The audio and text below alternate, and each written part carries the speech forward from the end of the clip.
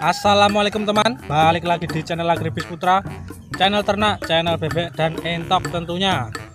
Nah teman, ini tadi saya baru saja mencari bambu untuk membuat kandang entok lagi ya teman. Tapi kali ini saya nggak membahas kandang entok, tapi kali ini saya akan membahas tentang kehidupan seorang peternak entok dan pengepul entok, atau yang sering disebut dengan bakul entok atau mungkin terkenal dengan sebutan tengkulak. Tapi sebelum masuk ke ceritanya, saya mau mengucapkan minal aidin wal faidin, mohon maaf lahir dan batin buat teman-teman semuanya. Mungkin selama saya membuat video ada salah-salah kata yang saya ucapkan, saya mohon maaf yang sebesar-besarnya itu. Dan semoga kita menjadi pribadi yang lebih baik, lebih sejahtera, dan tentunya semoga sukses buat kita semuanya teman, amin. Nah oke teman, kali ini nonton videonya jangan di skip-skip atau dipotong-potong ya teman. Simak dulu dari awal sampai akhir agar teman-teman mendapatkan kesimpulan dari cerita ini. Nah kalau kita mendengar kata pengepul entok atau tengkulak itu mungkin menjadi salah satu kekesalan setiap peternak entok. Jangankan seorang peternak, orang lain yang belum pernah menjadi peternak pun mereka pasti memiliki negatif thinking terhadap pengepul entok tadi.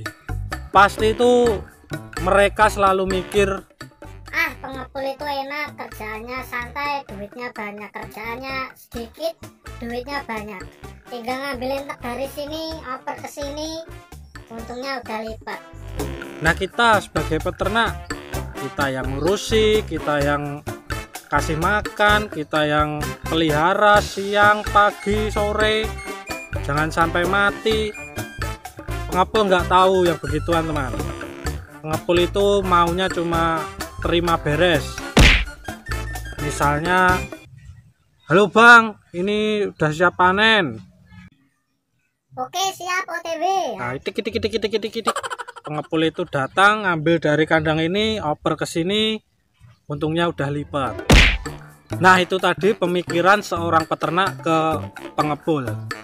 Nah sebaliknya teman, pemikiran pengepul terhadap peternak itu gini. Enak jadi peternak, kerjaannya santai, nggak diuber-uber orang, cuma tinggal ngasih pakan, nyantai, enak aja jadi peternak lah. Nah seperti itu teman, jadi rumput tetangga itu selalu lebih hijau. Jadi rumus itu selalu ada di kehidupan sehari-hari kita ya teman. Nah sekarang saya mau bercerita tentang seorang pengepul entok yang besar, yang terkenal. Ya kita anggap saja pengepul tadi namanya si Rambon ya teman. Jadi si Rambon ini adalah pengepul terkenal di kabupaten saya, Kabupaten Sukoharjo tentunya. Jadi setiap peternak entok di seluruh kabupaten saya ini kenal sama si Rambon, si pengepul entok tadi ini teman. Lalu pertanyaannya, bagaimana cara si Rambon tadi bisa jadi pengepul besar atau pengepul yang terkenal? Jadi si Rambon ini awal merintis jadi seorang pengepul itu dia selalu survei ke pasar.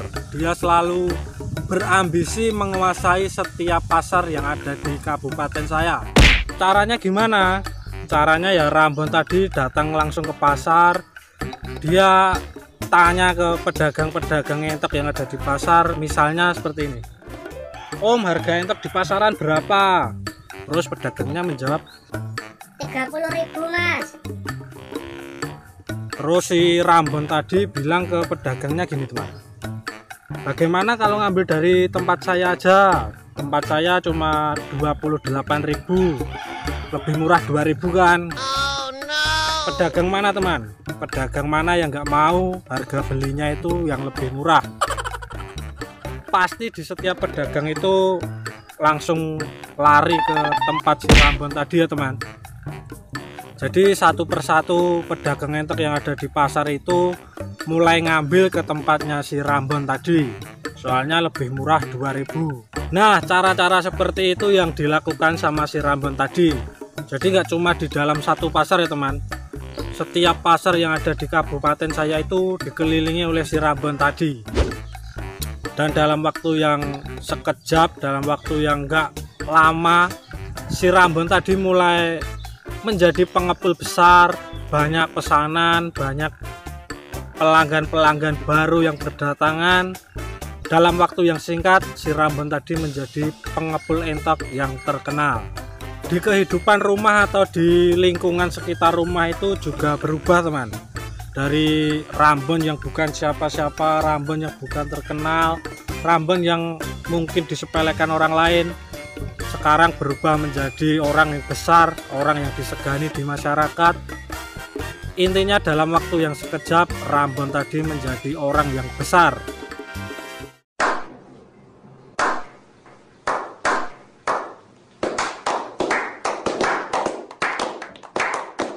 Nah, itu cerita di awal, teman.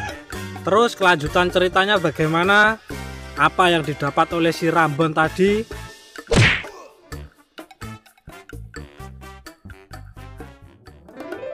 Nah, suatu ketika HP si Rambon tadi itu berdering terus, teman.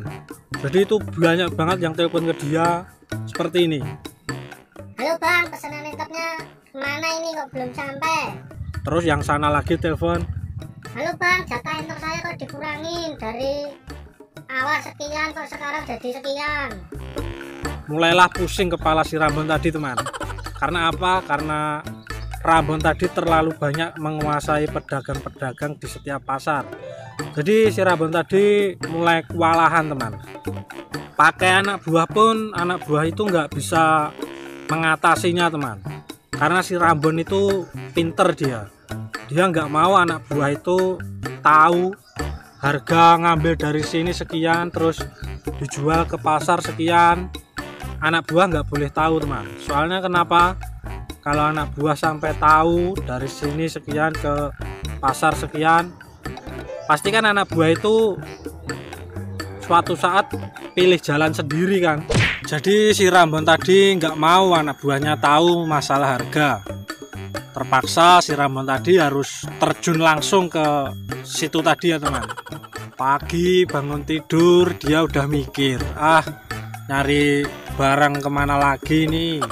Siangnya dia udah kesana kemari, nyari sana nyari sini, belum dapat. Jadi mulai panik si Rambon tadi, teman. Nah, itulah rutinitas si Rambon tadi. Dari pagi, siang, sore, hidupnya penuh dengan kepanikan. Jadi walaupun dia udah ngatur jadwal, pagi-pagi udah telepon ke peternak-peternak entok. Halo bang, udah panen belum ini? Halo bang, udah ada barang belum ini? Halo, udah ada belum ini? Wah, belum ada. Wah, 2 hari lagi. Wah, ini udah ada. Jadi tetap aja, teman, si Rambon tadi hidupnya penuh dengan kepanikan. Mikir terus dia bagaimana caranya memenuhi kuota-kuota untuk pelanggan-pelanggannya tadi, teman. Itu kalau siang belum juga dapat barang, tambah stres dia, teman.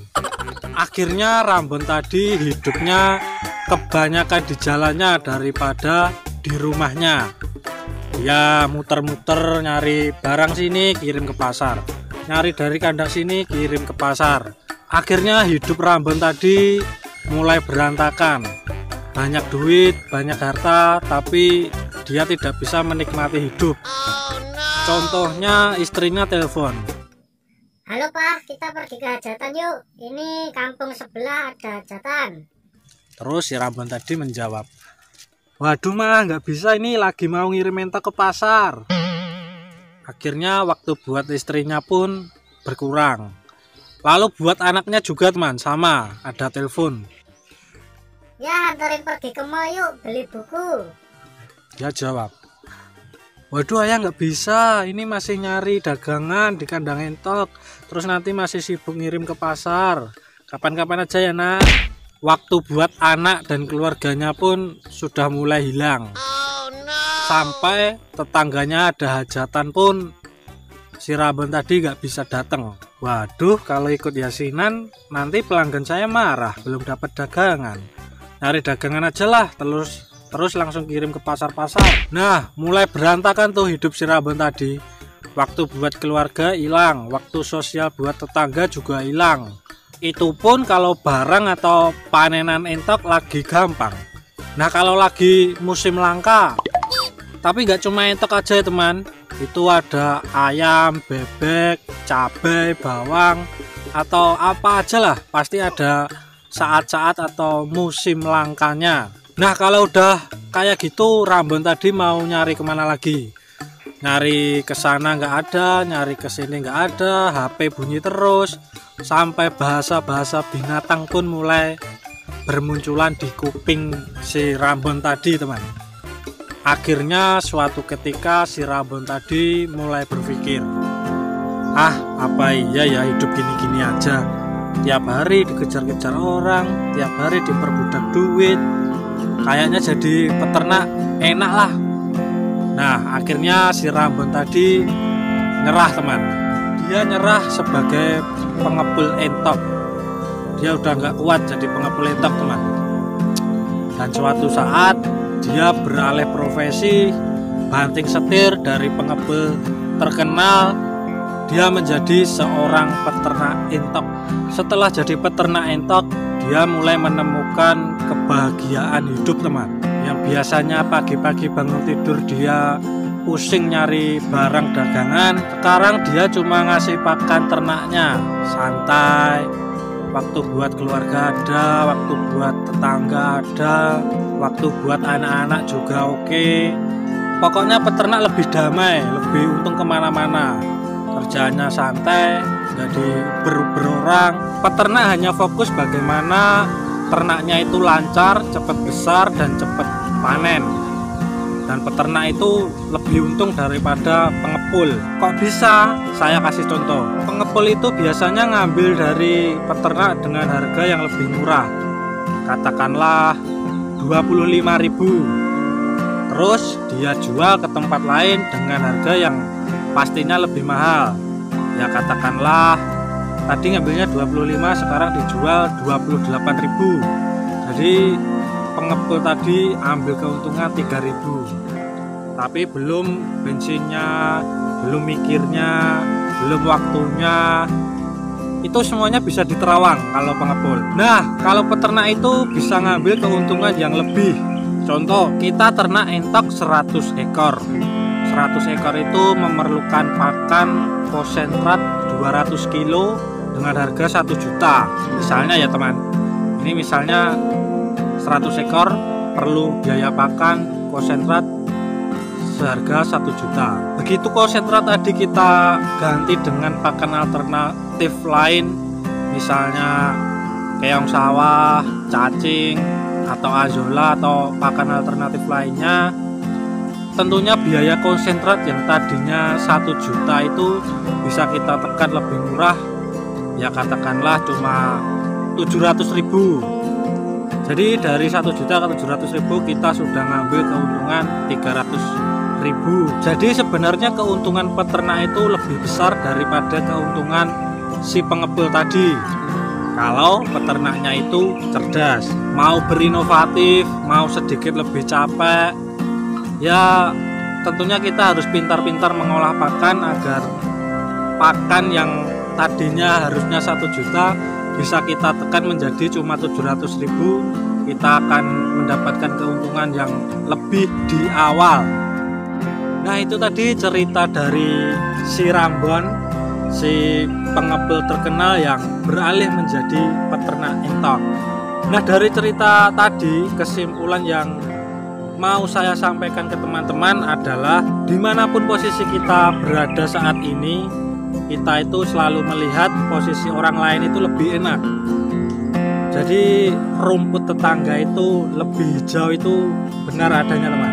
Kita itu selalu melihat, wah jadi itu enak, wah jadi ini enak, wah rumput tetangga lebih hijau. Padahal kalau kita mendekat, kita masuk ke dalamnya itu belum tentu sama dengan apa yang kita lihat ya teman. Jadi kita syukurilah yang kita punya. Kalau kita jadi peternak ya oke, kita nikmati, kita syukuri. Hasil panen kita jual kemana? Ke pengepul, oke. Dengan harga sekian, oke. Walaupun dikit, yang penting tetap untung. Nah kalau untungnya pengen banyak ya tentunya kita harus pintar-pintar dalam mengolah pakan teman. Kita harus menjadi peternak yang pintar, yang cerdas, yang banyak berinovatif, bikin alternatif lain. Nah, saya kira cerita di atas tadi bisa memotivasi kita sebagai peternak entok. Daripada kita selalu negatif thinking ke pengepul, ya mendingan kita berpikir cari alternatif lain agar ternak kita lancar, ternak kita cepat besar, dan pastinya agar ternak kita itu cepat panen ya teman. Nah, saya kira sekian dulu cerita kali ini. Jika ada kata-kata saya yang menyinggung teman-teman, mohon dimaafkan ya teman. Saya tidak bermaksud menyinggung. Saya hanya ingin berbagi cerita untuk memotivasi teman-teman. Dan jika video ini bermanfaat, tolong dikasih jempolnya ya teman. Jangan lupa di subscribe agar kita tidak ketinggalan info-info menarik tentang dunia ternak dan dunia entok tentunya.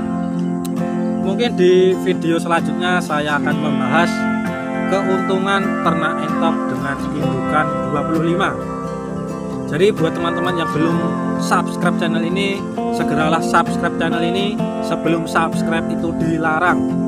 Oke teman, saya kira sekian dulu. Saya Agribis Putra, saya tutup. Wassalamualaikum, salam wek wek.